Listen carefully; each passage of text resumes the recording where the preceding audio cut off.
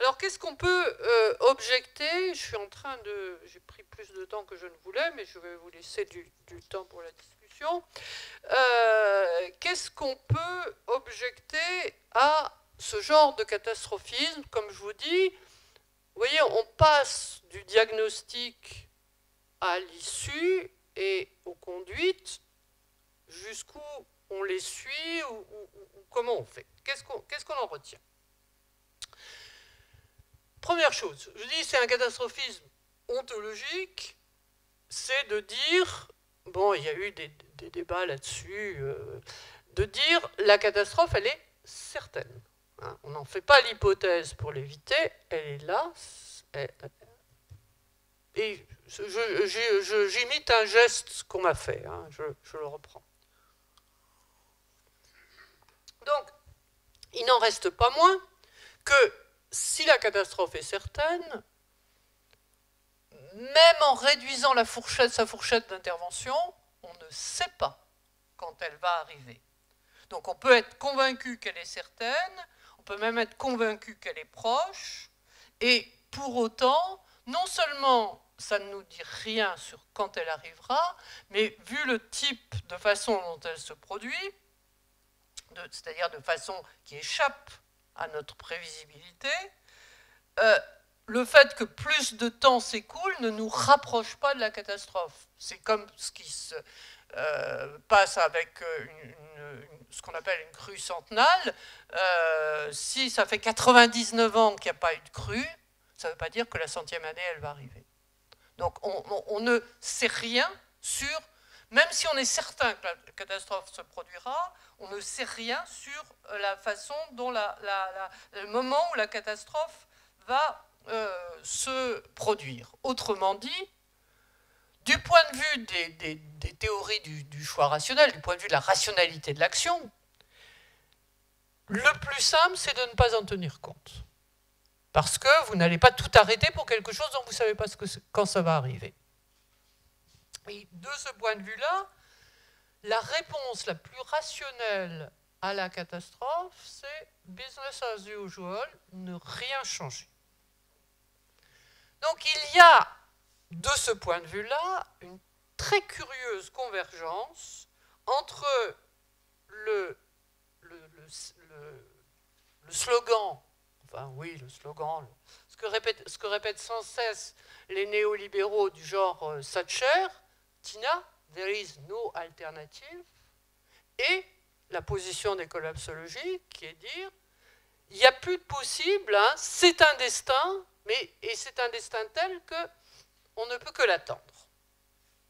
Donc, je dirais que de ce point de vue-là, quand je vous ai dit la transition, ça inclut la possibilité de la catastrophe, mais le catastrophisme, c'est ce qui fait que la catastrophe est là. On peut dire que le catastrophisme, de ce point de vue-là, il est à l'opposé de la transition. Là où on se dit dans la transition, il faut engager les choses de la façon à ce que ça se passe le mieux possible, on sait qu'il va falloir qu'on change. On sait qu'il va falloir qu'on change, et pas seulement les techniques, et pas seulement l'économie, mais aussi nos modes de vie, mais on peut espérer aller vers le meilleur état possible. De ce point de vue-là, la collapsologie sort de la transition pour présenter au contraire le seul possible, c'est le destin, et ce destin, c'est mauvais. Deuxième point, deuxième objection qu'on peut faire au catastrophisme, c'est de dire que, ne serait-ce que parce que dire la complexité du monde, c'est dire le caractère imprévisible du monde, et que donc on ne peut plus construire, comme on l'a fait dans les périodes antérieures, construire ce qu'on fait sur la prévision. De ce point de vue-là, et quelles que soient les prétentions de la collapsologie, logie, hein, logos, c'est le préfixe qui désigne que c'est une science, c'est pas une science, la collapsologie, c'est essentiellement un récit. Et je dirais que son succès vient de là. Enfin, une partie de son succès vient de là. C'est-à-dire que tout ce que je vous ai dit sur tout ce qu'on sait sur les problèmes écologiques depuis au moins, bon j'ai remonté à 70, hein, j'aurais pu remonter avant, mais c'est à partir de 70 que ça prend une dimension mondiale. On le sait, mais on le sait de façon dispersée. Hein, on sait ça, et puis ça, et puis ça. Le mérite de la collapsologie, enfin ce qui en fait l'attrait, c'est d'en faire un grand récit global. Hein, d'où l'insistance toujours sur la globalité des choses. Hein, et c'est que cette catastrophe sera une catastrophe globale. Donc, la collapsologie, d'une série quand même dispersée, disjointe de différents problèmes, fait un grand récit et nous avons besoin d'un grand récit. Le problème, c'est le type de grand récit dont il s'agit. Et qu'est-ce que ça fait, ce récit? C'est un récit qui prend la globalité et puis qui est d'autre part, je vous ai dit, ce n'est pas un récit pour les dirigeants, c'est un récit pour vous, moi, les citoyens ordinaires. C'est un récit donc qui s'adresse à des individus et qui, à ces individus, pas n'importe quel individu, des individus qui ont quelque chose à perdre.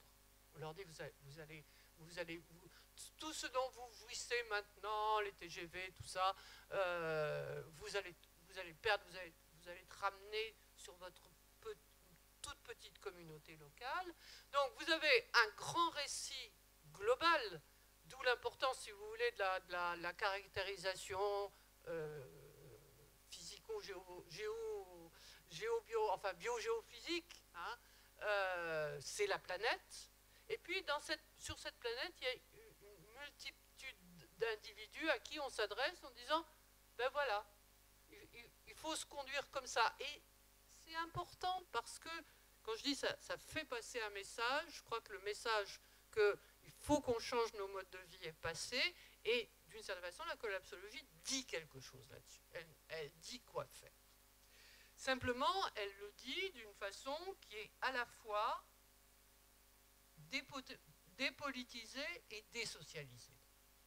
Elle s'adresse à une multitude d'individus, elle s'adresse à eux de façon privée. Alors, elle veut pas dire, elle leur dit pas forcément vous êtes tout seul. Elle conseille au contraire de développer des liens, de faire des petits collectifs, mais ça reste dans la sphère privée et ça s'adresse à des individus dont l'existence, c'est essentiellement ces gestes du quotidien, cette vie privée.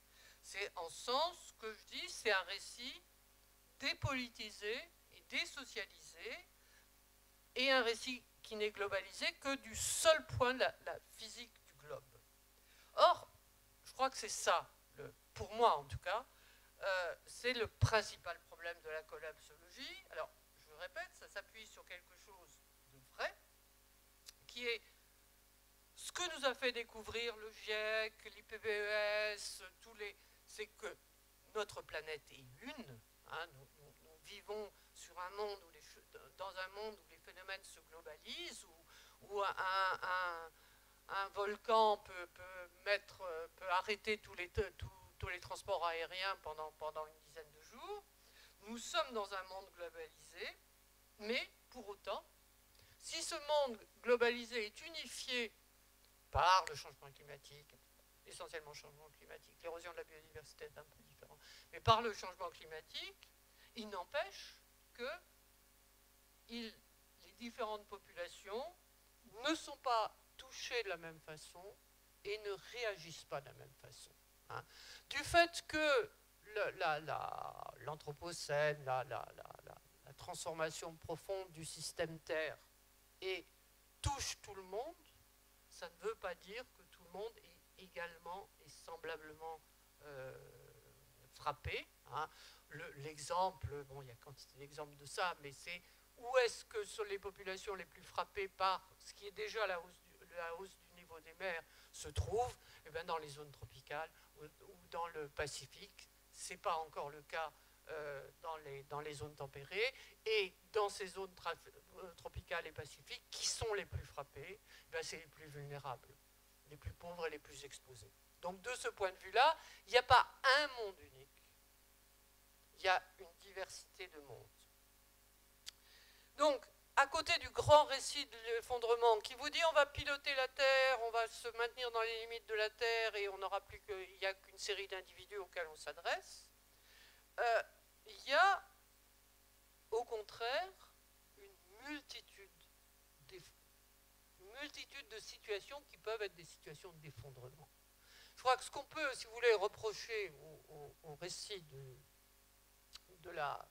l'effondrement global, au récit collapsologue, c'est premièrement qu'il ignore qu'il y a déjà eu des effondrements. Il y a déjà des sociétés qui ont connu la fin du monde, la fin de leur monde. Quand les Européens, espagnols et portugais au sud, anglais principalement, un peu français au nord, sont arrivés, ont envahi l'Amérique du Nord et du Sud, ils ont provoqué la disparition des civilisations qui étaient là. 9 Américains, 9, enfin, près d'avant, 9 Américains d'avant l'arrivée des Européens sur 10 meurent. Hein. La population préexistante est réduite au 9/10. Donc il y a des gens qui ont connu l'effondrement d'un monde, et peut-être que ces gens ont des choses à nous apprendre, au lieu de faire comme si... Parce que le nous, si vous voulez, les individus auxquels s'adressent les collapsologues, c'est essentiellement nous, les Occidentaux. Donc ce qui est ignorer la diversité du monde, la diversité des effondrements possibles, et le fait que dans la diversité des effets du changement climatique, de l'anthropocène sur le monde, non seulement les gens sont frappés différemment, mais ils réagissent différemment, et que de ce point de vue-là, il y a prendre en compte la diversité du monde, c'est renoncer en quelque sorte, ou en tout cas échapper au fatalisme qui marque la collapsologie, c'est admettre que tout ce qui arrive, tous les signes, hein, si je reprends mon point de départ, et j'arrive à ma conclusion, et je vais vous laisser la parole, si je reprends mon point de départ, quand je vous dis, Dominique Seux parle de crise écologique, vraiment c'est devenu un point central,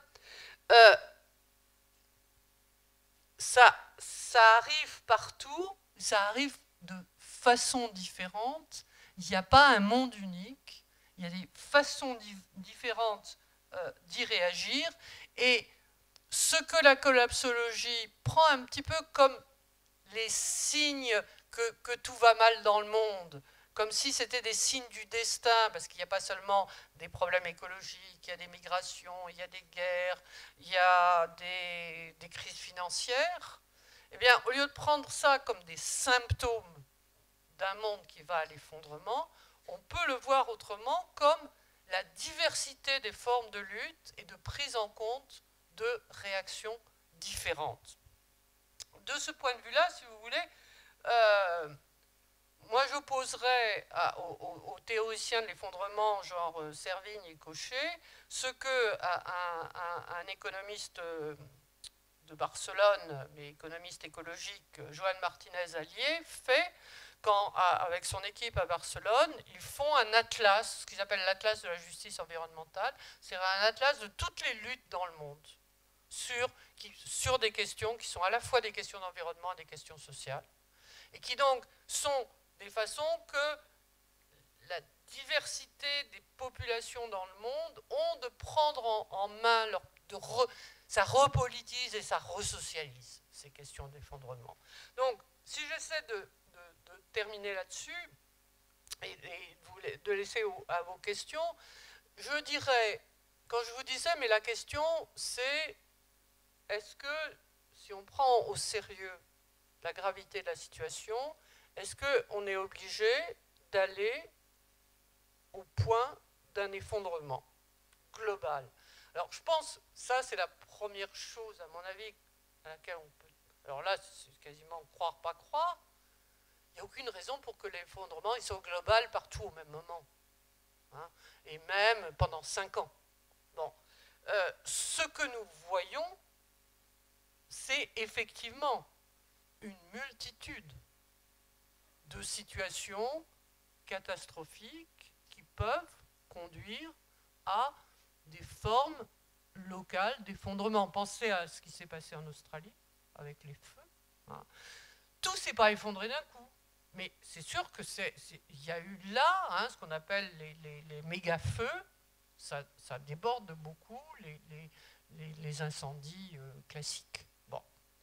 Donc, il y a des catastrophes qui se passent. Ou bien, si vous regardez ce qui est en train de se passer en Chine avec le coronavirus, ben, là aussi, vous voyez comment les services hospitaliers chinois, apparemment, ont du mal à faire face. Ça ne se globalise pas en effondrement mondial. Donc, il n'y a pas à dire non, non, tout va bien, c'est rien du tout, il n'y a qu'à s'adapter. Bon, non, il y a des effondrements, mais il y a des catastrophes, et il y en aura, peut-on penser, de plus en plus. Mais ils sont diversifiés, et on peut, à cause de ça, leur donner leur diversité à la fois sociale et politique, en ce sens que cette variété de problèmes, c'est aussi une variété de luttes politiques, et c'est dans la multiplicité de ces luttes politiques qu'il y a la possibilité, l'espoir de penser qu'on ne va pas à la catastrophe unique, globale, et qui laisse face à face un monde unifié physiquement et des individus dispersés. Voilà, merci.